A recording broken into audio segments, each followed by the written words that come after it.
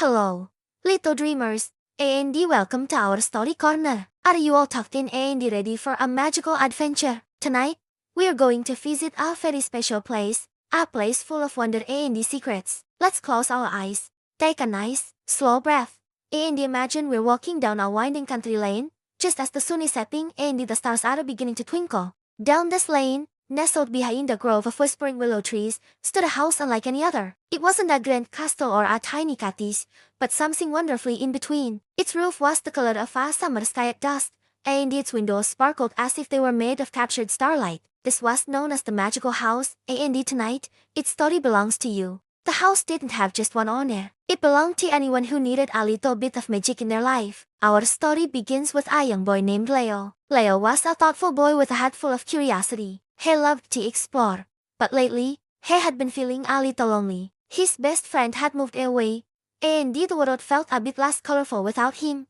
One evening, while walking his dog, Sparky, Leo followed a path he had never noticed before. It shimmered faintly under the moonlight, leading him through the willow trees and light to the front door of the magical house. The door was a beautiful, deep blue with a brass knuckle shaped like a sleeping lion. Hesitantly, Leo reached out and he gave a gentle tap. The door creaked open all by itself, revealing a warm, inviting hallway. The air inside smelled of cinnamon, old books, and something sweet, like honey and lavender. "Hello," Leo called out softly, his voice barely a whisper. Sparky trotted inside, his tail wagging excitedly. A soft, glowing light floated down the hallway and he hovered in front of Leo. It wasn't a light bulb, but a tiny, friendly orb of light that seemed to hum a happy tune. It zipped around Leo's head before leading him into the first room. This was the kitchen.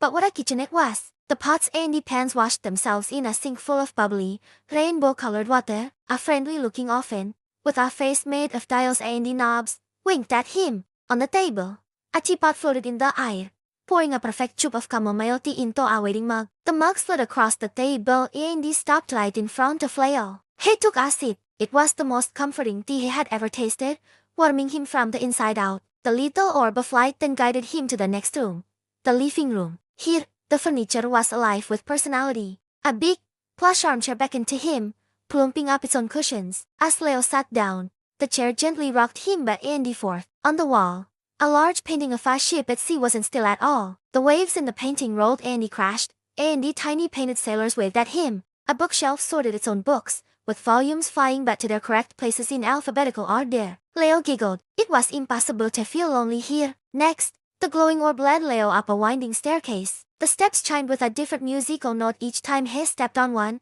playing a little melody as he climbed. At the top of the stairs was the library, and it was the most amazing room Leo had ever seen. The ceiling was a dome of glass, showing the entire night sky, with constellations glittering down at them. In the center of the room was a giant book, lying open on a pedestal. As Leo approached, the pages began to turn on their own, and the pictures started to rise from the paper, forming three-dimensional scenes. A brave knight fought a friendly dragon, a princess built a magnificent treehouse, and the animals of the forest held a grand party. The book was telling stories all by itself. Leo spent what felt like hours watching the stories unfold, completely captivated. He realized that even when you feel alone, there are always endless stories to keep you company, full of friends you haven't met yet. The little light then nudged Leo towards a smaller door he hadn't noticed. Behind it was a playroom, but instead of ordinary toys, the toys here were made of pure imagination. A box of building blocks could be anything Leo imagined. He thought of a tall tower.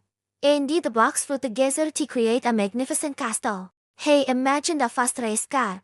Indeed, the blocks were formed into a sleek, red vehicle. He could build whole worlds with just a thought. After building a city of starlight and a bridge of moonbeams, Leo started to feel sleepy. The magical light seemed to notice. It gently led him to the final room, the bedroom. The bed was the softest, fluffiest clown he had ever seen. The blanket was woven from moonlight, and the pillow felt like it was stuffed with dandelion wishes. As Leo climbed into bed, the magical house began to sing a lullaby. The wind whistled a gentle tune through the eaves, the floorboards creaked a soft rhythm, and the rain outside tapped a gentle beat on the window panes. It was the most beautiful song he had ever heard. The little orb of light floated above him, dimming slowly, like a setting star. "Thank you," Leo whispered to the house. "I don't feel lonely anymore." In his heart, he knew the house was saying, "You're welcome." The house showed him that magic isn't just in spells and wands, but in warmth, kindness, and the wonderful power of imagination. A&D that even when friends are far away, new adventures and new kinds of companionship are always just around the corner, waiting to be discovered. With that happy thought, Leo drifted into a peaceful, deep sleep, dreaming of rainbow bubbles and stories that came to life. The magical house watched over him, a silent, loving guardian in the quiet of the night, always ready to welcome another dreamer who needed a little bit of its magic. And now, my dear little friends, it's time for you to drift off to sleep, just like Leo. May your dreams be as magical and wonderful as the house in our story. Remember that you have a world of imagination light inside your own heart. Close your eyes, and let the magic begin. Good night and sweet dreams. Thank you for listening. We can't wait to share another story with you soon. Don't forget to follow for more adventures.